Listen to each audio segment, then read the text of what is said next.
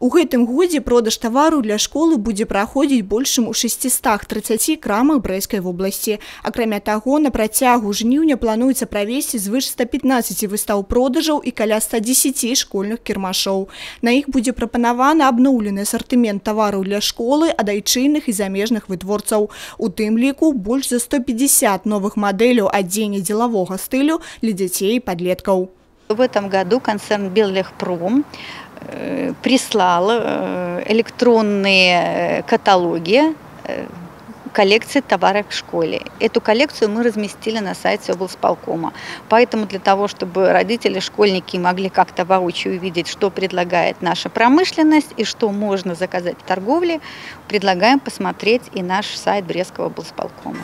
Шырыню асартыменту школьнай формы ўжо ацаніла Тацяна Кулік з Рэспублікі Коми Расійскай Федэрацыі. Нягледзячы на тое, што Брэст ад яе дома аддзяляе больш за 2000 кіламетраў, ужо 4-ты год запар Тацяна для сваёй унучкі Аліны выбірае беларускую форму.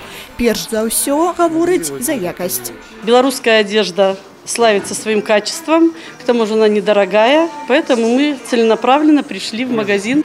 Мы хотим сегодня подобрать и брюки, подобрать вот платьице, сарафанчик, блузки, водолазки. У нас в школе дресс-код, определенный цвет, там нужно выбирать или черный, или серый, поэтому мы будем выбирать в этих цветах, а уже то, что понравится, то и купим.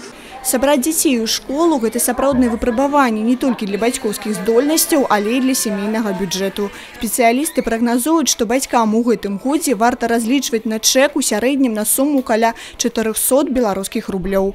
Як і ў мінулыя гады, тым, хто мае матэрыяльныя цяжкасці, абяцаюць дапамагчы. Крупные торговые организации будут проводить и предлагать какие-то преференции не только для многодетных семей, но и для всех категорий граждан. Поэтому я вас прошу, следите за рекламой и в магазинах, и в СМИ, где все это будет размещаться. Першыя школьныя кірмашы пачалі працаваць у асобных раёнах вобласці яшчэ ў ліпені, а ў абласным цэнтры яны стартуюць ужо на гэтым тыдні і працягнуцца да самага верасня. Крысціна Пратасавіцкая, Александр Сівіцкі, тэлерадыёкампанія Брэст.